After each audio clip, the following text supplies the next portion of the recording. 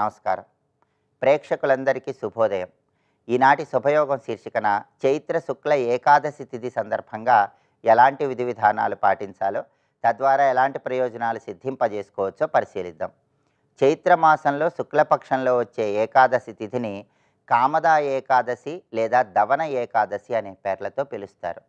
ప్రధానంగా దీన్ని దవన ఏకాదశి అని ఎందుకంటారంటే, ఈరోజు ఎవరైతే లక్ష్మీనారాయణలకి దవనం సమర్పిస్తారో వాళ్ళ సర్వ అభీష్టాలు నెరవేరుతాయని ప్రామాణిక గ్రంథాల్లో చెప్పారు. అందుకే దీన్ని దవన ఏకాదశి అనే పేరుతో పిలుస్తారు. ప్రధానంగా ఈరోజు లక్ష్మీనారాయణలకు డోలోత్సవాన్ని నిర్వహించాలి. అంటే లక్ష్మీనారాయణల విగ్రహాలు లేదా లక్ష్మీనారాయణల చిత్రపటాలు ఊయలలో ఉంచి ఊయల సేవ చేయాలి. అలా చేయటం ద్వారా మనోభీష్టాలన్నీ సులభంగా నెరవేర్చుకోవచ్చు. అందుకే దీన్ని కామదా ఏకాదశి అనే పేరుతో పిలుస్తారు. అలాగే ఈ కామదా ఏకాదశి, దవన ఏకాదశి వెనుక ఒక పురాణ కథ కూడా ఉంది. ఆ పురాణ కథను మనం పరిశీలించినట్లయితే, ఒకానొక సమయంలో గంధర్వలోకంలో లలిత అనే పేరు కలిగినటువంటి గంధర్వ కన్య అనుకోకుండా శాపానికి గురవుతుంది. ఆ శాపం వల్ల ఆమె భర్త త్వరలోనే శరీరాన్ని విడిచిపెడతాడు. ఆ దోషాన్ని పోగొట్టుకోవటానికి చైత్ర శుక్ల ఏకాదశి తిథి నాడు ఏకాదశి వ్రతాన్ని ఆచరిస్తుంది. ఆ ఏకాదశి వ్రతాన్ని ఆచరించటం వల్ల లలిత అనేటటువంటి ఆ గంధర్వ కన్య తర్వాత దీర్ఘ సుమంగళీ తత్వాన్ని సిద్ధింపజేసుకుందని పురాణ కథల్లో చెప్పడం జరిగింది. కాబట్టి మహిళామణులు దీర్ఘ సుమంగళీ తత్వాన్ని సిద్ధింపజేసుకోవటానికి, మనోభీష్టాలన్నీ సులభంగా నెరవేర్చుకోవటానికి కామదా ఏకాదశి సందర్భంగా ఏకాదశి వ్రతాన్ని ఆచరించాలి. అంటే పగలు ఉపవాసం ఉండటం, లక్ష్మీనారాయణల విగ్రహాలు లేదా చిత్రపటాలకి దవనంతో పూజ చేసుకోవటం, లక్ష్మీనారాయణలకు డోలోత్సవాన్ని నిర్వహించటం, రాత్రికి జాగరణ చేస్తూ విష్ణునామస్మరణ చేస్తూ మర్నాడు ద్వాదశి రోజు ఎవరికైనా భోజనం పెట్టి ఆ తర్వాత భోజనాన్ని స్వీకరించటం, ఇలా ఏకాదశి వ్రతాన్ని ఆచరించడం ద్వారా లక్ష్మీనారాయణల సంపూర్ణమైన అనుగ్రహానికి సులభంగా పాత్రలు కావచ్చు. అలాగే ఈరోజు దగ్గరలో ఉన్నటువంటి విష్ణు సంబంధమైన ఆలయానికి వెళ్ళి ఆలయంలో ధ్వజస్తంభం దగ్గర దీపాన్ని వెలిగించటం, ఆలయంలో మొక్కలకు నీళ్లు పోయటం, ఆలయంలో ప్రసాద వితరణ చేయటం ద్వారా కూడా శ్రీమన్నారాయణమూర్తి సంపూర్ణమైన అనుగ్రహానికి సులభంగా పాత్రలు కావచ్చు. అలాగే యుగ్మ ప్రదక్షిణం అంటే సరి సంఖ్యలో విష్ణు సంబంధమైన ఆలయంలో ఈరోజు ప్రదక్షిణలు చేయటం ద్వారా కూడా ఉత్తమ ఫలితాలు కలుగుతాయి. మనోభీష్టాలు సులభంగా నెరవేర్చుకోవటానికి దవనం విష్ణుమూర్తికి సమర్పించండి, ఏకాదశి వ్రతాన్ని ఆచరించండి, సకల శుభాలను సిద్ధింపజేసుకోండి. రేపటి శుభయోగం శీర్షికన చైత్ర శుక్ల ద్వాదశి తిథి సందర్భంగా ఎలాంటి విధి విధానాలు పాటించాలో, తద్వారా ఎలాంటి ప్రయోజనాలు సిద్ధింపజేసుకోవచ్చు, అలాగే శనివారం సందర్భంగా శనిదోష తీవ్రతను తగ్గింపజేసుకోవటానికి పాటించాల్సిన ముఖ్యమైన విధి విధానాలు ఏంటో పరిశీలిద్దాం. నమస్కారం.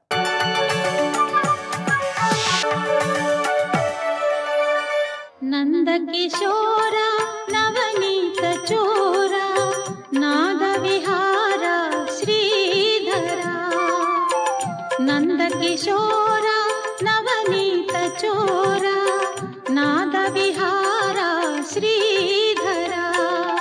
అందుకే మాట తేలిగ్గా తీసేయవద్దు, మాటే కదా అని. మాట అంత ప్రమాదం చేస్తుంది. అక్కడ లక్ష్మణస్వామి అన్నయ్య చెప్పాడమ్మా ఇక్కడ ఉండమని, అన్నయ్యకి ఏం ప్రమాదం లేదని చెప్తే ఎంత కఠినంగా మాట్లాడింది. పరుషవాక్కులు తట్టుకోలేక కదా వెళ్ళాడు. కథాప్రకారంగా అమ్మవారు ఉద్దేశం వేరే కావచ్చు, కానీ బయటకు బాహ్యంగా కనబడుతున్నది పరుషవాక్యే కదా. వాక్ అంత జాగ్రత్తగా ఉండాలి. అదేవిధంగా బ్రహ్మ విద్య చెప్పడానికి వెళ్ళినటువంటి జాబాలి పుత్రుడు సత్యకామ జాబాలి, ఆయన సత్యం మాట్లాడడం వల్ల గురువు సంతోషించి బ్రహ్మ విద్యను బోధించాడు. బ్రహ్మ విద్యను బోధించడమే కాదు, ఆయన ఉపదేశించిన ప్రకారంగా గోసేవ చేయడానికి వెళితే ఒకచోట అగ్నిహోత్రుడు, ఒకచోట వృషభదేవుడు, ఒకచోట ఆదిత్య భగవానుడు వీరొచ్చి బ్రహ్మ విద్యను బోధించారండి ఆయనకి. కేవలం సత్యం వల్ల అతనికి విద్య లభించింది. అందుకే సత్యం అంత గొప్పది. సత్యం గురించి మనకి అనేక రకాల కథలు కనబడుతూ ఉంటాయి, కానీ సత్యం జీవితంలో చాలా ప్రధానమైనటువంటి అంశం. ఇక్కడ ఇలా ప్రియహితంచ స్వాధ్యాయ అభ్యసనం, ఇవన్నీ వాక్కు ఉండవలసిన లక్షణాలు. భగవత్పాల్ వారు గొప్ప మాట అన్నారండి. ఇందులో ఏదో ఒకటి సరిపోతుంది అనుకోవద్దు అన్నాడు. ఇక్కడ ఇన్ని చెప్పారు కదా, అనుద్వేగకరం వాక్యం, సత్యం, ప్రియహితం, స్వాధ్యాయాభ్యసనం, వీటిలో ఏదో ఒకటి సరిపోతుంది అంటే సరిపోదుట. ఇక్కడ చైవా చా అనే మాటలు చెప్పడంలో ఉద్దేశం అంటే ఇవన్నీ కలిసి ఉంటేనే, సముచ్చయమైతేనే తపస్సు అన్నాడు. ఇక్కడ పైన చెప్పిన దానిలో దేవద్విగురు, ప్రాజ్ఞపూజనం, శౌచం, ఆర్జవం, బ్రహ్మచర్య, అహింసలో ఏదో ఒకటి రెండు చేస్తున్నాలండి, సరిపోదు. అవన్నీ కనుక ఇక్కడ చెప్పినవన్నీ కలిపి తీసుకోవాలి తప్ప ఏదో ఒకటి సెలెక్ట్ చేసుకుంటానంటే కుదరదని చెప్తున్నాడు ఇక్కడ. ఇవన్నీ కలిపే చేయవలసినది. అందుకు వాక్కు గురించి ఇంత గొప్పగా చెప్పారండి. మాట ఎప్పుడు కూడా చక్కగా ఉండాలి. తనువున విరిగిన అలుగు లోపల గుర్చిన బాణాలు అనువున పుచ్చంగవచ్చు. అతినిష్ఠురతన్ మనమున నాటిన మాటలు విను మెన్నియుపాయములను వెడలునే అధిపా అని విదురు నీతిలో విదురుడు చెప్తాడు. శరీరంలో గుచ్చుకున్న బాణాల్ని తీయచ్చేమో కానీ తనువున విరిగిన అలుగుల అనువున పుచ్చంగవచ్చు. కానీ అతి నిష్ఠురతన్ మనమున నాటిన మాటలు విని మెన్ని ఉపాయములను వెడలునే అధిప. మీరు ఎన్నిసార్లు చెప్పండి, ఒకవేళ వాడు ఔదార్యంతో క్షమించిన ఆ మచ్చ అలా ఉండిపోతుందండి. ఇక్కడ పగులు అలా ఉండిపోతుంది. పగులు అతికించినా బీట కనబడుతూనే ఉంటుంది కదా అక్కడ. అది వాక్కు చాలా జాగ్రత్తగా వాడుకోవాలి. ఏవో కుదిరింది కదా నోరు పారేసుకుంటే ఎంత ప్రమాదకరం. వాక్ అంత చక్కగా ఉండాలి. అంత మహాత్ముల దగ్గర వాంగ్నియమం చాలా అవసరం. అలాగే మితంగా మాట్లాడడం కూడా చాలా అవసరం. ఎక్కువ మాట్లాడితే అనవసరపు మాటలు వస్తాయి, అది ప్రమాదం. ఎక్కువ మాట్లాడితే వ్యర్థవచనాలు వస్తాయి, అది నీ హృదయంలోంచి రాదు, ఏదో ఒకటి వాగేస్తావు, అది ప్రమాదకారి అయిపోతుంది ఇక్కడ.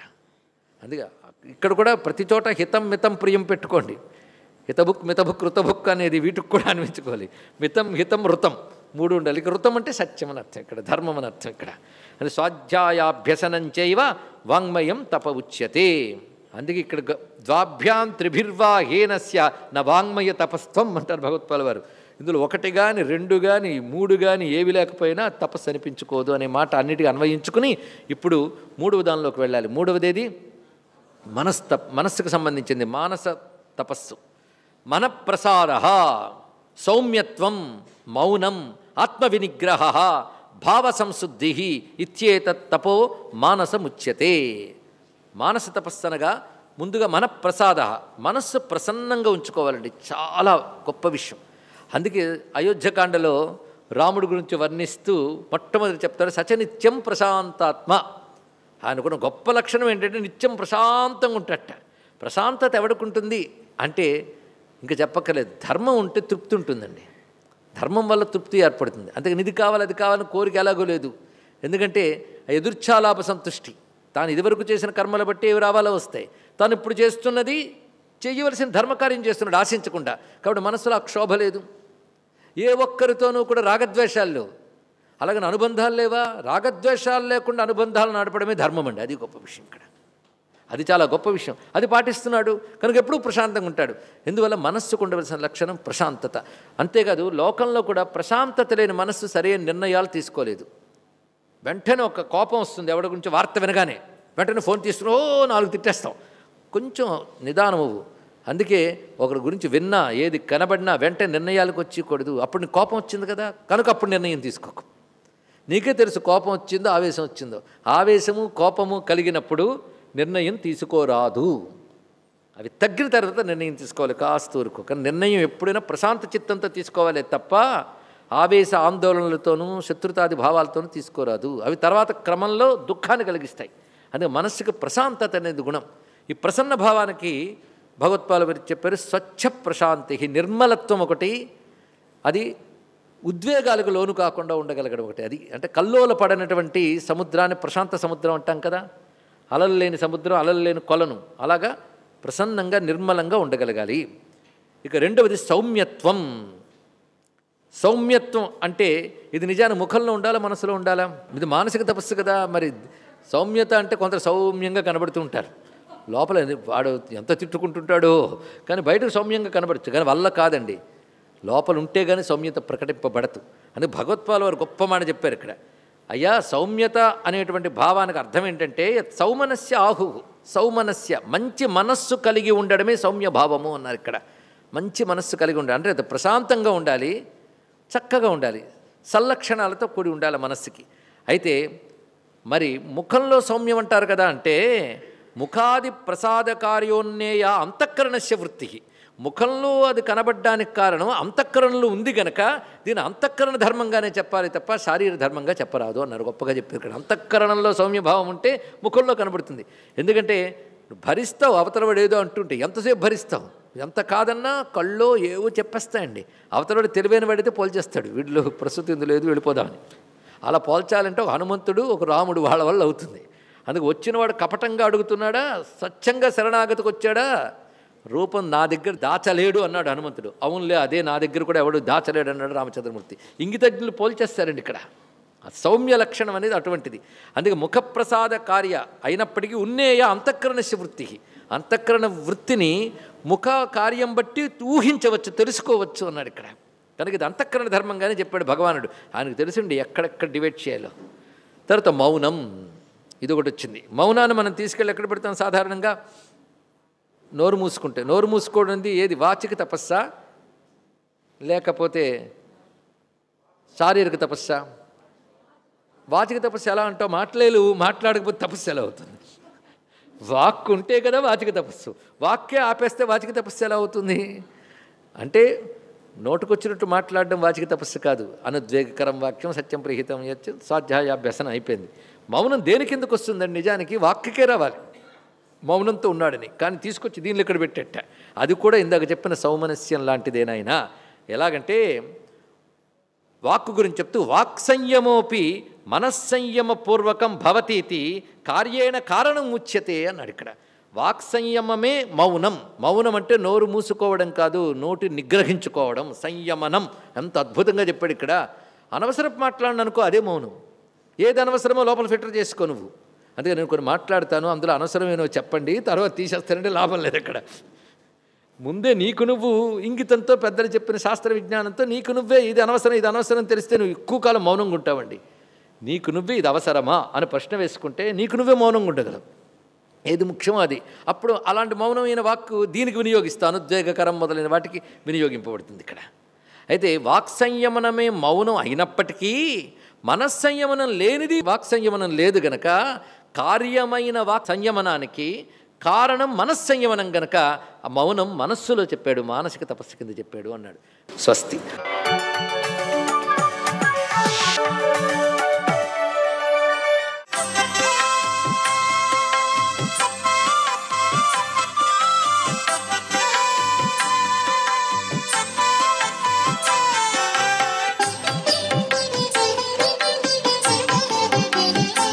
ఓం నమో నారాయణాయ. ఓం నమః శివాయ. శ్రీమాత్రే నమః. ఈ రోజున లక్ష్మీనారాయణులను ఊయలలో ఉంచి దమనంతో గనక పూజ చేసి ఉయ్యాలలో అలా జోజొచ్యుతానంద జోజో ముకుంద అంటూ పాట పాడుతూ గనక ఉయ్యాల సేవ చేసినట్లయితే సర్వ విధములైన సంపత్తులను కూడా మనకు ప్రసాదిస్తారు లక్ష్మీనారాయణులు అని శాస్త్రం.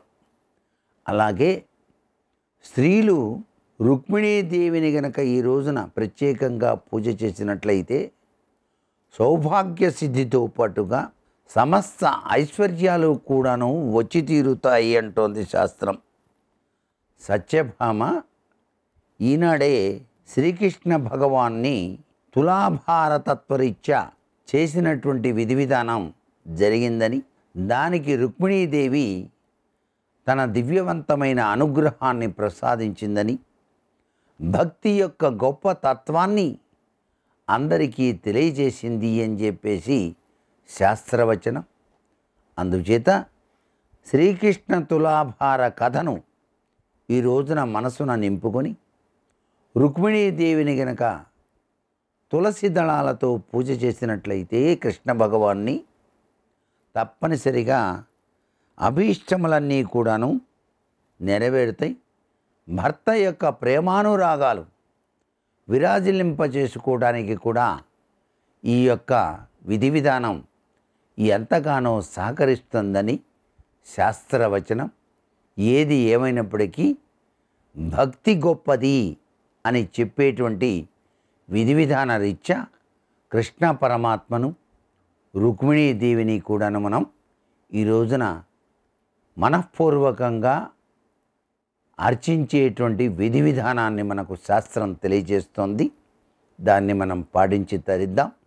అంతేకాకుండా ఏకాదశి వ్రత మహత్యం చాలా విశేషకరమైనదిగా మనకు శాస్త్రాలు తెలియజేస్తున్నాయి. కాబట్టి శుద్ధ బహుళ పక్షాలలో వచ్చేటువంటి ఈ ఏకాదశులన్నీ కూడా 24 ఏకాదశులుగా చెప్పబడినప్పటికీ ఈ రోజున ఆచరించేటువంటి ఏకాదశి సర్వవిధ శ్రేయోదాయకవంతమైన అభీష్టఫల సిద్ధిని ప్రసాదించే ఏకాదశిగా మనకు శాస్త్రాలు అభివర్ణిస్తున్నాయి. కాబట్టి ఈ ఏకాదశిన కృష్ణ పరమాత్మను, రుక్మిణీదేవిని మనం త్రికరణ శుద్ధితో పూజ చేసి చక్కటి యోగవంతమైన జీవన విధానాన్ని కొనసాగిద్దామా? మరి సర్వే జనా సుఖినో భవంతు.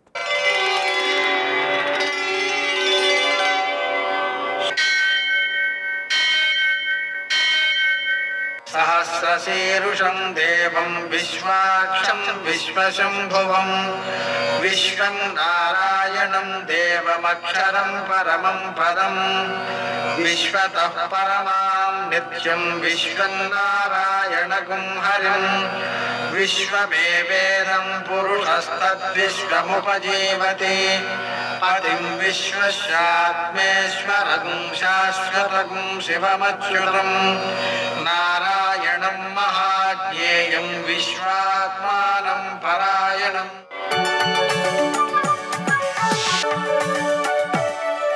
सूर्यशौर्यमथेन्दुरिन्द्रपदवी सन्मङ्गलं मङ्गलम्. लक्ष्मीं क्षीरसमुद्रराजतनयां श्रीरङ्गधामेश्वरीं दासीभूतसमस्तदेववनितां लोकैकदीपाङ्कुरां श्रीमन्मन्दकटाक्षलब्धविभवब्रह्मेन्द्रगङ्गाधरां त्वां त्रैलोक्यकुटुम्बिनीं सरसिजां వందే ముకుందప్రియాం. నేటి కాలమాన విశేషాలను గమనిద్దాం. స్వస్తి శ్రీ చాంద్రమాన క్రోధినామ సంవత్సరం ఉత్తరాయణం వసంత ఋతువు చైత్రమాసం శుక్లపక్షం శుక్రవారం. సూర్యోదయం 6 గంటల 1 నిమిషమునకు, సూర్యాస్తమయం 6 గంటల 29 నిమిషాలకు. తిథి ఏకాదశి రాత్రి 8 గంటల 5 నిమిషాల వరకు. నక్షత్రం మఘ ఉదయం 10 గంటల 56 నిమిషాల వరకు. వర్జం రాత్రి 7 గంటల 58 నిమిషాల నుంచి 9 గంటల 47 నిమిషాల వరకు. దుర్ముహూర్తం ఉదయం 8 గంటల 31 నిమిషాల నుంచి 9 గంటల 20 నిమిషాల వరకు. మరల మధ్యాహ్నం 12 గంటల 40 నిమిషాల నుంచి 1 గంట 30 నిమిషాల వరకు. అమృతకాలం ఉదయం 8 గంటల 14 నిమిషాల నుంచి 10 గంటల 2 నిమిషాల వరకు. రాహుకాలం శుక్రవారం కాబట్టి ఉదయం 10 నుంచి 12 గంటల వరకు. అష్టకవర్గ రీత్యా శుభప్రదమైన సమయం ఉదయం 11 గంటల 20 నిమిషాలకి. నేటి విశేషం శుక్రవారం. అలాగనే కామద ఏకాదశి, డోలోత్సవం, వామన పూజ, రుక్మిణీ పూజ, అలాగనే వృషభాయనం మొదలైన విశేషాంశాలు ఉన్నాయి. శుక్రవారం కాబట్టి లక్ష్మీనారాయణని మారేడుదళాలతో అర్చించుకోవడం, లక్ష్మీ అష్టోత్తరం 108 సార్లు పారాయణ చేయడం, అలాగనే కనకధారాస్తవం 3 సార్లు పారాయణ చేయడం, లక్ష్మీ హృదయం 5 సార్లు పారాయణ చేయడం, ఇవన్నీ కూడా అమ్మవారి యొక్క అనుగ్రహంతో అనుభవయోగ్యమైన సంపదను పెంచుకోవడానికి ఉపకరిస్తాయి. అలాగనే ఈరోజు కామద ఏకాదశి కాబట్టి ఉపవాసం ఉండడం వలన మనం లోపల సంకల్పాలు ఇంత క్రితం జరిగినవి ఏవైతే ఉన్నాయో ఆ కోరికలన్నీ పూర్తి చేయబడి మోక్షానికి వ్యక్తిని సిద్ధం చేయడానికి ఉపకరిస్తుంది. అలాగనే డోలోత్సవం, ఇది కూడా మన ఇష్టదైవాన్ని ఊయల్లో ఊచడం ద్వారా మోక్షప్రాప్తికి అనుకూలత సిద్ధిస్తుంది. వామనుణ్ణి పూజ చేయడం ద్వారా త్రివిక్రమాయ నమః అనే నామంతో వామనుణ్ణి పూజ చేయడం ద్వారా మనకు మన సంపదను ఇతరులు హరించేటువంటి స్థితి నుంచి మనని కాపాడతాడు ఆయన. ఎలాగా అంటే ఇంకా విచిత్రం, వామనమూర్తి యొక్క గొప్పతనం ఏంటంటే ఇవ్వవలసినటువంటి వ్యక్తి అంటే ఎవరు సొమ్మో తీసేసుకున్నాడు అనుకోండి, ఈ తీసుకున్నటువంటి వ్యక్తి తీరిస్తే తప్ప వీడికి అభివృద్ధి లేదు, తీరిస్తే తప్ప వాడి సంపద వాడికి రాదు. 2 కాబట్టి ఇద్దరికీ ఉపకరించేటువంటి విధానాన్ని అనుసరిస్తాడనమాట. అటు ఇంద్రునికి రాజ్యం ఇప్పించాడు, బలిచక్రవర్తికి ఆ రాజ్యం అపహరించడం ద్వారా వచ్చే దోషాన్ని తొలగించడం కోసం అతని దగ్గర ఆ రాజ్యాన్ని తీసేసుకున్నాడు. దానితో పాటు ఇతని సంకల్పం కూడా నెరవేరాలి కదా.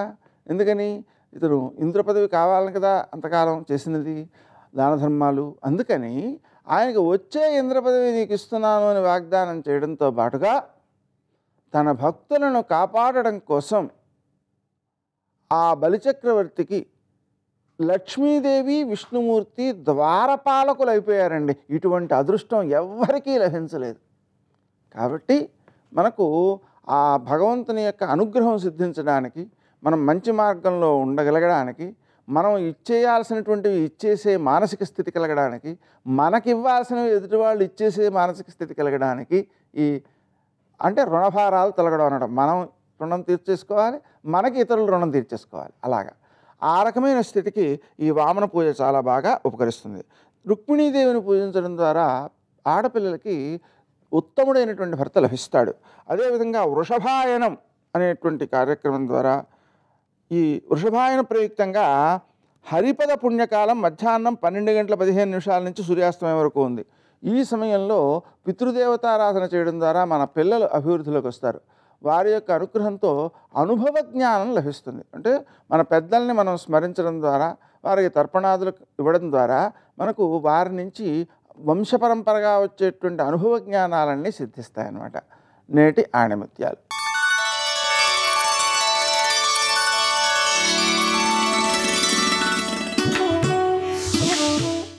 గెలుపు అందరికీ దొరకదు, కానీ గెలిచే శక్తి అందరిలోనూ ఉంటుంది.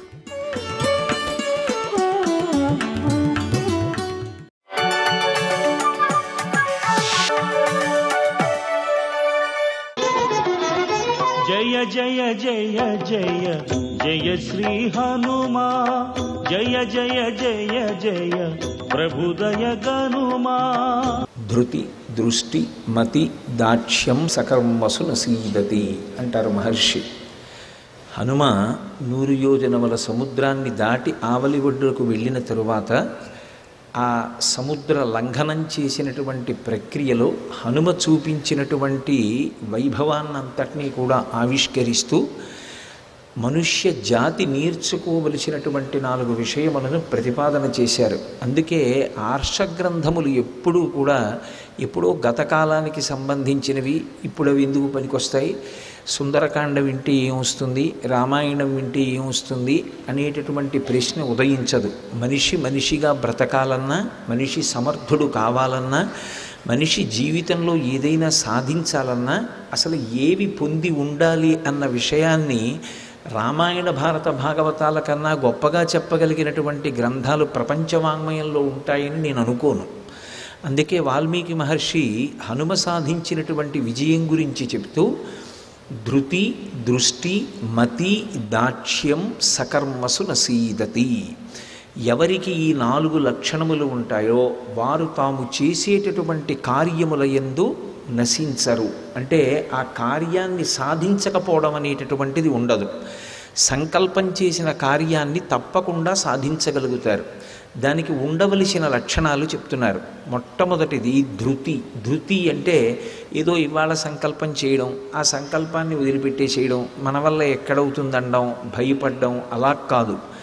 ఒక సంకల్పం చేస్తే ఆ సంకల్పాన్ని సాధించడానికి కావలసినటువంటి మానసికమైనటువంటి శక్తిని ముందు కూడా తీసుకోవడం, నేను ఎందుకు సాధించలేను అనేటటువంటి ఆత్మవిశ్వాసాన్ని ప్రోధి చేసుకోవడం.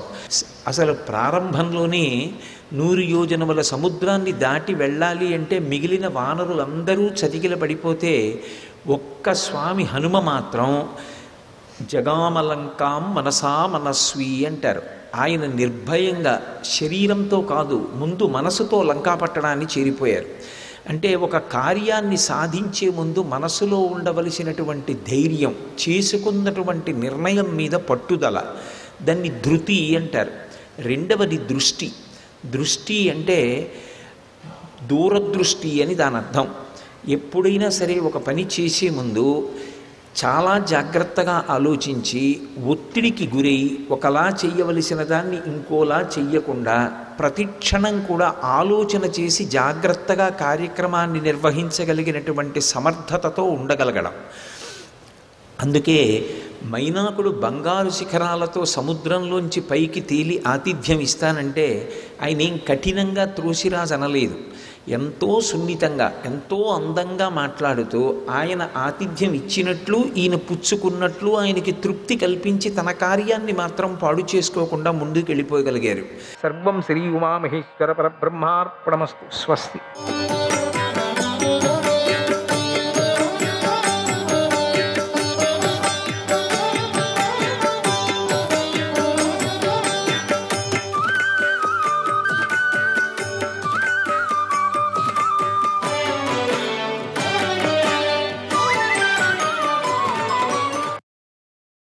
ధర్మరాజు కౌరవసేనును ముందున్న కర్ణుణ్ణి చూసి అర్జునుడితో ఇలా అన్నాడు, ఓ అర్జున, కర్ణుడు పక్షాలతోనూ ప్రపక్షాలతోనూ యుద్ధభూమిలో మహావ్యూహాన్ని పన్నాడు. అది ఎలా శోభిస్తుందో చూడు. ఈ శత్రుబలం మహత్తరంగా ఉంది. దీన్ని చక్కగా చూసి మనం నష్టపోకుండా ఉండేలాగా నీతిని అనుసరించు, సైన్యాన్ని తగిన విధంగా నడిపించు అన్నాడు. ఆ మాటలు విని అర్జునుడు చెప్తున్నాడు, ధర్మరాజుకు నమస్కారం చేసి ఇలా అన్నాడు, ప్రభు, నువ్వు చెప్పినట్లుగానే అంతా సిద్ధంగా ఉంది. యుద్ధనీతి శాస్త్రంలో శత్రువ్యూహాన్ని నాశనం చేయటానికి చెప్పిన ఉపాయాన్ని నేను అనుసరిస్తున్నాను. ప్రధానుడనైన సేనాధిపతి వధయే దీనికి వినాశనమై ఉంది కనుక నేను సేనాధిపతిని వధిస్తానన్నాడు. అప్పుడు ధర్మరాజు ఇలా అన్నాడు, ఓ అర్జున, నువ్వు కర్ణుణ్ణి, భీముడు, దుర్యోధనుణ్ణి, నకులుడు, వృషసేనుణ్ణి, సహదేవుడు, శకునుని, శతానికుడు, దుశ్శాసనుణ్ణి, సాత్యకి, కృతవర్మను, దృష్టద్యుమ్నుడు, అశ్వత్థామను ఎదిరించాలి. నేను స్వయంగా కృపాచార్యుడితో యుద్ధం చేస్తాను. ద్రౌపదీ పుత్రుడు శిఖండితో కలిసి మిగిలిన కౌరవులను ఎదిరిస్తారు. ఆయా శత్రువులను మన వీరులు సంహరిస్తారన్నాడు. ఆ మాటలు విని అర్జునుడు అంగీకరించాడు. ధర్మరాజు చెప్పినట్లుగా తన సైన్య బలాన్ని ఆదేశించాడు. తానే స్వయంగా సైన్యానికి ముందుగా వచ్చాడు. వాళ్ళ ఆ స్థలాల్లో వెళ్ళి నిలబడ్డారు. అప్పుడు అర్జునుడు సైన్యానికి దక్షిణ పక్షంలో ఉన్నాడు. భీముడు వామపక్షంలో ఉన్నాడు. సాత్యకి, ద్రౌపదీ పుత్రులు ధర్మరాజు తమ సేనలతో కలిసి వ్యూహానికి ప్రముఖ భాగంలో ఉన్నారు. అర్జునుడు తన సైన్యంలో శత్రుబలానికి ప్రతిగా వ్యూహాన్ని పన్ని నిలిపాడు. దృష్టద్యుమ్న శిఖండులను ముందుగా నిలబెట్టాడు. అగ్రభాగంలో ఉన్నటువంటి దృష్టద్యుమ్నుడితో ఆ మహాసైన్య వ్యూహం గుర్రాలు, ఏనుగులు, పదాతులతో నిండి శోభించింది. అగ్నిర్వైశ్వానరః పూర్వః అగ్నిర్వైశ్వానరః పూర్వః బ్రహ్మేద్దః సప్తితాం గతః బ్రహ్మేద్దః సప్తితాం గతః తస్మాద్యః ప్రథమం జాతః తస్మాద్యః ప్రథమం జాతః తం దేవా బ్రాహ్మణం విదుః తం దేవా బ్రాహ్మణం విదుః. అగ్నిదేవుడు బ్రహ్మదేవుడి ముఖం నుండి మొదట ఆవిర్భవించాడు. ఆయన వేదమంత్రాలతో ప్రజ్వలిస్తూ ఉంటాడు. అందరికంటే మొదట పుట్టాడు. సకల విశ్వానికి నాయకుడు. ఆ అగ్నిదేవుణ్ణి దేవతలు విప్రుడు అంటారు. ఆయన అర్జునుడి దివ్యరథానికే అశ్వాలై ఉన్నాడు. బ్రహ్మేశానేంద్రవరుణాన్ బ్రహ్మేశానేంద్రవరుణాన్ క్రమశో యో వహన్ పురా క్రమశో యో వహన్ పురా తమాద్యం రతమాస్తాయ తమాద్యం రతమాస్తాయ ప్రయాతౌ కేశవార్జునౌ ప్రయాతౌ కేశవార్జునౌ. పూర్వం ఆ రథం బ్రహ్మను, రుద్రుణ్ణి, ఇంద్రుణ్ణి, వరుణ్ణి అవహించింది. అలాంటి దివ్యరథాన్ని కృష్ణార్జునులు ఎక్కి యుద్ధానికి వెళ్ళారు. అదెంతో అత్యద్భుతంగా ఉంది, దివ్యంగా ఉంది. ఆ రథాన్ని చూసి శల్యుడు కర్ణుడితో ఇలా అన్నాడు, ఓ కర్ణ, అదిగో దివ్యరథం అన్నాడు. దానికి తెల్లని అశ్వాలు కట్టబడి ఉన్నాయి. దానికి కృష్ణుడు సారథిగా ఉన్నాడు. ఆ దివ్యరథం వచ్చేసింది. అది కర్మర పరిపాకంలాగా సకల సేనలకు వారించటానికి వీలు కాకుండా ఉంటుంది. నువ్వెప్పుడు ఆలోచించే అర్జునుడు అడుగో రథం ఎక్కి వచ్చేశాడు. అప్పుడు అన్నావే, అందరికీ దానం ఇస్తే అర్జునుడు చూపించండి, అర్జునుడు చూపించండి అని అంటూ నాతో వాదం పెట్టుకున్నావు. ఇంతసేపు టైం చేశావు. ఆ రథఘోష మహత్తరమైన మేఘగర్జనలాగా వినిపిస్తుంది.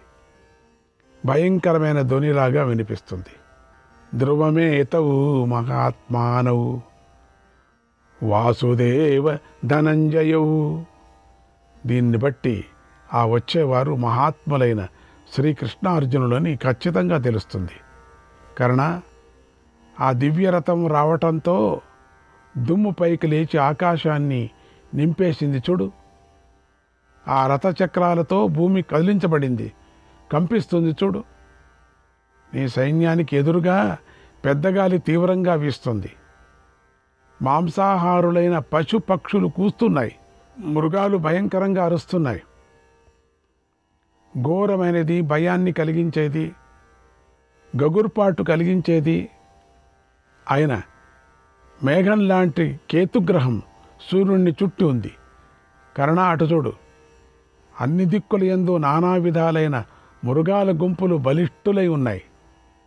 మదించిన పెద్ద పులులు, సింహాలు సూర్యుడిని చూస్తూ ఉన్నాయి. రాబందులు, గద్దలు వేల కొద్ది గుంపులు గుంపులుగా ఎదురెదురుగా నిలబడి ఘోరంగా అరుస్తున్నాయి. గమనించు కర్ణ, నీ మహారథంలో కట్టబడిన శ్రేష్టమైన వింజామరాలు ప్రజ్వలిస్తున్నాయి. ధ్వజం కూడా తీవ్రంగా కదిలిపోతుంది. నీ రథాశ్వాలు విశాలమైన శరీరము, మహావేగం కలివి అవి ఆకాశంలో గరుక్మంతుడిలాగా ఎగురుతాయి. అటువంటి నీ రథాశ్వాలు ఇప్పుడు వణికిపోతున్నాయి చూడు. కర్ణ, ఇలాంటి అపశకునాలకు ఫలితం ఏమిటో తెలుసా నీకు? వేల కొద్ది లెక్కలేనంతమంది రాజులు మరణిస్తారు అని అర్థం. ఓ రాధేయ, గగుర్పాటు కలిగించే శంఖాల యొక్క భీకరధ్వని వినిపిస్తుంది. బేరులు, మృదంగాల ధ్వనులు అంతటా వినిపిస్తున్నాయి. చూసావా, విన్నావా? అనేక విధాలైన బాణధ్వనులు, నరులు, అశ్వాలు, రథాల ధ్వనులు, మహాత్ముల అల్లెత్రాటి ధ్వనులు, చేతి తొడగుల ధ్వనులను విను. రథం ధ్వజాల మీద గల వస్త్రాలపై బంగారు వెండి నక్షత్రాలు పొదగబడి ఉన్నాయి. వాటిపై శిల్పులు చిత్రించిన రంగురంగుల పతాకాలు గాలికి రెపరెపలాడుతూ శోభిస్తున్నాయి. అర్జునుడి రథం మీద గల పతాకాలు బంగారుతో చేసిన చంద్రుడు, నక్షత్రాలు, సూర్యుడితో కూడి చిరుభూములు కలిగి ఉన్నాయి. మేఘంలో మెరుపులాగా విరాజిల్లుతున్నాయి. చూసావా ఓ కర్ణ? వాటిని చూడు. దేవతల విమానం లాంటి అర్జునుడి రథం మీద గాలి ఎక్కువగా వీచింది చూడు. దాంతో ధ్వజాలు గణగణ గణగణ గణగణ మ్రోగుతున్నాయి చూడు. గంటలు పాంచాలుర పతాకాల్లో కూడిన రథాలతోనూ కపిధ్వజంగల రథంతో నిన్ను ఎదిరించటానికి వస్తున్న అర్జున్ని చూడు. ఏషధ్వజాగ్రే పార్థస్య, ఏషధ్వజాగ్రే పార్థస్య ప్రేక్షణీయః సమంతతః, ప్రేక్షణీయః సమంతతః దృశ్యతే వానరో భీమః, దృశ్యతే వానరో భీమః ద్విషతా మగవర్ధనః, ద్విషతా మగవర్ధనః. అర్జునుడి ధ్వజ అగ్రభాగంలో శత్రువులకు దుఃఖాన్ని కలిగిస్తూ అన్ని వైపుల నుంచి భయంకరుడైన ఒక వానరుడు కనిపిస్తున్నాడు చూడు. అలాగే ధీమంతుడైన శ్రీకృష్ణుణ్ణి గదా, శార్గమనే ధనస్సు, శంఖము, వక్షస్థలంలోని కౌస్తుభమణి చాలా బాగా ప్రకాశిస్తున్నాయి చూడు. ఆహాహా, ఎంత బాగుంది చూడు. శంఖం, గదలను ధరించిన శ్రీకృష్ణుడు వాయువేగం గల తెల్లని గుర్రాలు తోలుతూ మన వైపై వస్తున్నాడు చూడు. అర్జునుడి యొక్క గాంధీవ ఠంకారం వినిపిస్తుంది. అర్జునుడు ప్రయోగించిన బాణాలు చూడు చూడు చూడు చూడు శత్రువులను సంహరిస్తున్నాయి. ఆ బాణాలు రాజుల శిరస్సులను పడగొడుతున్నాయి. వాటితో యుద్ధభూమి నిండిపోయింది చూడు. ఆ రాజుల ముఖాలు పూర్ణచంద్రుడిలాగా ఉన్నాయి చూడు. వారి కన్నులు సువిశాలంగాను ఎర్రగాను ఉన్నాయి చూడు. ఆ మహావీరులు భుజాలు పెద్ద పరిగలలాగా ఉన్నాయి. పవిత్రమైన సుగంధంతో పూయబడి ఉన్నాయి. ఆయుధాలను ఎత్తిపట్టుకొని ఉన్నాయి. వాటిని అర్జునుడు ఖండించి వేస్తున్నాడు. ఈ రోజున నువ్వు ఒకే రథం మీద ఉన్న శ్రీకృష్ణ అర్జునులు అతి దగ్గరగా చూస్తావు. చూడాలంటున్నావు కదా, చూస్తావు. ఇప్పుడు శ్రీకృష్ణుడు సారథిగా ఉన్నవాడు, గాంధీవం ధనుస్సుగా ఉన్నవాడైనా అర్జునుడిని చంపగలిగితే చాలు, అంతే. నువ్వు మాకు రాజు అవుతావు. అర్జునుడిని చంపేశాయి, నువ్వు చంపగలవు, తెలుసు నాకు. మహాశక్తివంతుడు నువ్వు, చంపుతావు నువ్వు, నాకు తెలుసు. చంపేస్తే నువ్వు మాకు రాజు అవుతావు. ఆ సంసప్తకుల అర్జునుడిని యుద్ధానికి పిలిచారు. అందుకే అర్జునుడు వారి వద్దకు వెళ్ళాడు. ఇప్పుడు వారితో పోరాడుతున్నాడు అన్నాడు శల్యుడు. ఆ సంసప్తకులు ఎప్పుడూ విఘ్నమే చేస్తుంటారు. వాళ్ళు ఎక్కడికి వెళ్ళినా అర్జునుడిని పిలుస్తూనే ఉంటారు. ఆ మాటలు విని కర్ణుడు తీవ్రంగా కోపించి ఇలా అన్నాడు. కోపం వచ్చింది వాడికి. ఓ శల్య, సంసప్తకులు బాగా కోపించున్నారు. వారు అన్ని దిక్కుల నుండి అర్జునుడిని ఆక్రమిస్తున్నారు చూడు. కనుక అర్జునుడు ఆ వీర యోధులనే సముద్రంలో మునిగిపోయాడు. అటు చూడు, అటు చూడు, ఇక పైకి లేవలేడులే, ఇక అర్జునుడు లేనట్లే అన్నాడు. ఇక్కడి వరకు రాలేడులే, ఇంకా నేను ఎవరితో పోట్లాడేది? ఆ మాటలు విని శల్యుడు ఇలా అన్నాడు. ఓ కర్ణ, వరుణ్ణి నీటిలో ధ్వంసం చేయగలమా? వరుణుడు నీటిలో, ఆ వాణ్ణి ధ్వంసం చేయగలుగుతుందా? నీటిని నీటితో నాశనం చేయలేం కదా. అగ్నిని వంట చెరుకుతోనూ మండుతున్న అగ్నిని కట్టెలతో ధ్వంసం చేయటం సాధ్యమవుతుందా? చెప్పు మరి. ఆ మండుతూ ఉన్నటువంటి అగ్నికి ఆజ్యం పోసి చల్లార్చడానికి అవుతుందే అన్నట్టు. లేదు, ఇంకా మండుతుండే అటు దాన్ని ఇంకా ఆర్పాలా అని అంత 2 బస్తాలు కర్పూరం వేస్తే చల్లారిపోతుందా? అట్లా ఉంది. కనుక అర్జునుడిని ఏ వీరుడు ధ్వంసం చేస్తాడు చెప్పండి? కోవా నిలం నిగృహీయాత్ పిబేద్ వాకో మహార్ణవం. గాలిని ఎవడు పట్టుకుంటాడు? పట్టుకోవటానికి సాధ్యమవుతుందా? మహాసముద్రాన్ని ఎవడు త్రాగుతాడు? అలాగే యుద్ధభూమిలో అర్జునుడి స్వరూపం ఇలాగా ఉంటుందని నేను అనుకుంటున్నాను. ఇంద్రుడితో కూడిన దేవదానవులు కూడా అర్జునుడిని జయించలేరు. అలా కాదంటావా? సరే, ఇక నీ ఇష్టం వచ్చినట్లు అర్జునుడి వదను గూర్చి అనుకో, భావించుకుంటూ తృప్తిపడు పోని. యుద్ధంలో అతన్ని జయించ శక్యం కాదని తెలుసుకో. కనుక మరో కోరిక ఏదైనా కోరుకో. అర్జునుడిని యుద్ధంలో జయించుదాం అనుకునేవాడు చేతులతో భూమిని పైకి ఎత్తేవాడు. కోపంతో ఈ లోకాన్ని భస్మం చేసేవాడు. స్వర్గం నుంచి దేవతలను పడదోసేవాడవుతాడు. అంతటి శక్తివంతుడై ఉండాలి. అర్జునుడు సునాయాసంగా క్లిష్ట కార్యాలు చేస్తాడు. భయంకరుడు, వీరుడు, మహాబాహువు, అపరమేరు పర్వతంలాగా వెలుగుతున్నాడు. అతన్ని చూడు, పాత పగను గుర్తు చేసుకుంటూ ఇటు భీముడు నిలబడి ఉన్నాడు చూడు, ఎట్లున్నాడు చూడడు బాబోయ్. అదిగో ధర్మరాజు, అతడు శత్రుగణాలను జయిస్తాడు. ధర్మాత్మంలో శ్రేష్ఠుడు ధర్మాత్ముడు. అతడు కూడా యుద్ధభూమిలో నిలబడి ఉన్నాడు చూడు. అతడిని యుద్ధంలో జయించడం అంత తేలిక కాదు. అలాగే నకుల సహదేవులను చూడు, వారు పురుష శ్రేష్ఠులు, సోదరులు. అశ్వినీ దేవతల్లాగా వారు దుర్జయులు. వారు కూడా యుద్ధభూమిలో నిలబడి ఉన్నారు చూడు. ఇటువైపుగా ఉన్నటువంటి ఉపపాండవులను చూడు, వారు 5 పర్వతాల్లాగా నిలబడి ఉన్నారు. ఉపపాండవులు యుద్ధం చేయాలనేటువంటి కోరికతో నిలబడి ఎంత ఉత్సాహంతో ఉన్నారు చూడు. ఈ ద్రౌపదీ పుత్రులను రణరంగంలో అర్జునుడితో సమానమైన వారు. వీళ్ళంతా సర్వసమృద్ధి గలవారు, సత్య విజయులు, మహాతేజోవంతులు, వీరులు. వీరు దృష్టద్యుమ్నుడు మొదలైన వారితో కలిసి యుద్ధం చేయటానికి చూడు సిద్ధంగా ఉన్నారు. అదిగో సాత్యకి, అతడు కోపించని ఎముడి వంటి వాడు. సాత్యకి పేరు చెప్తేనే మన సైన్యమంతా చూడు, అంటే ఇంద్రుడిలాగా ఓర్వరాని వాడు. సాత్వత వీరుల్లో శ్రేష్ఠుడు.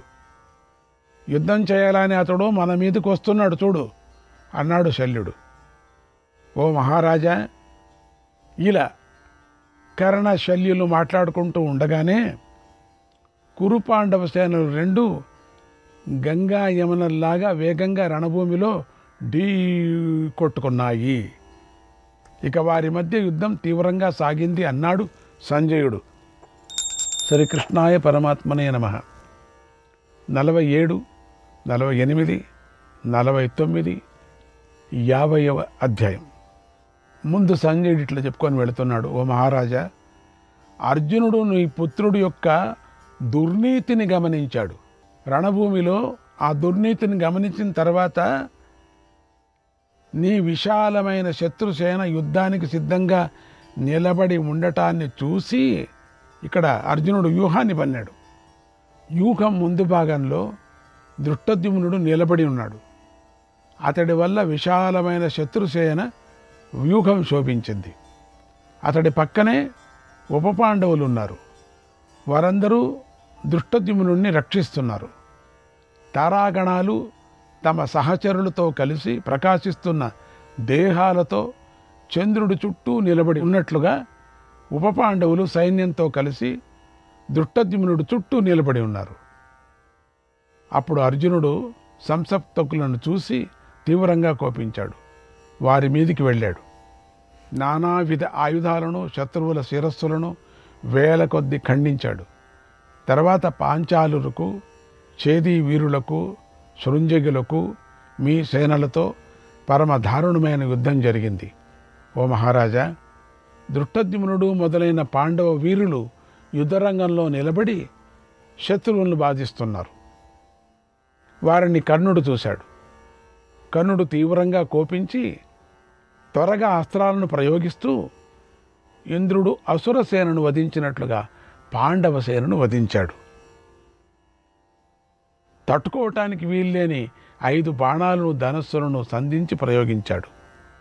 భానుదేవుడు, చిత్రసేనుడు, సేనబిందువు, తపనుడు, సూరసేనుడు అనే 5 పాంచాల వీరులను వధించాడు. వారిని చూసి పాంచాల సేనలో పెద్దగా ఆహాకారులు చెలరేగాయి. వెంటనే 10 మంది పాంచాల రతికులు మళ్ళీ కర్ణుడిని చుట్టుముట్టారు. వారిని కూడా కర్ణుడు వధించాడు. తర్వాత కర్ణుడి పుత్రులు శత్రువులతో ఘోరంగా యుద్ధం చేశారు.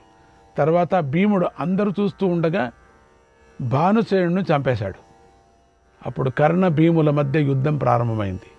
ఓ మహారాజా, పాండవ వీరులు కర్ణుడిని చుట్టుముట్టారు. పాండవ సేనలోని మహావీరులందరూ అన్ని దిక్కుల నుంచి చుట్టుముట్టగా కర్ణుడు అప్పుడు బ్రహ్మాస్త్రాన్ని ప్రయోగించాడు. బాణాలతో అన్ని దిక్కులను నింపేశాడు. వేగంగా 10 బాణాలను ప్రయోగించి చేదీ దేశ వీరులను చంపేశాడు. ఆ యుద్ధంలో కర్ణుడు ఒక్కడే చేదీ, శృంజయ దేశీయ 100ల కొద్ది మహారథులను సంహరించాడు. తర్వాత కర్ణ, ధర్మరాజుల మధ్య తీవ్రమైన యుద్ధం జరిగింది. అప్పుడు ధర్మరాజు కర్ణుడి ధాటికి తట్టుకోలేకపోయాడు. యుద్ధాన్ని విరమించి తన శిబిరానికి వెళ్ళిపోయాడు. ధర్మరాజు పార్శ్వరక్షకులు సారథి చనిపోయారు. అందుచేత కర్ణుడిని ఎదిరించలేకపోయాడు. యుద్ధాన్ని ఆపేశాడు. ఎంతో దీనుడై యుద్ధభూమి నుండి తొలగిపోయాడు. అప్పుడు కర్ణుడు ధర్మరాజును వెంటబడ్డాడు. వజ్రం, చక్రం, అంకుశం, మత్స్యం, ధ్వజ, కూర్మం, కమలం మొదలైన శుభలక్షణాలతో కూడిన గౌరవవర్ణం గల తన చేతిలో ధర్మరాజు మూపును తాకాడు. తనను పవిత్రుణ్ణి చేసుకోవాలని, ఆయన పట్టుకోవాలని అనుకున్నాడు. సరిగ్గా ఆ సమయంలో కర్ణుడికి తాను కుంతీదేవికి ఇచ్చిన మాట గుర్తుకొచ్చింది. ఇప్పుడు వేయచ్చు, ఇప్పుడు ధర్మరాజు మీద బాణం వేయచ్చు.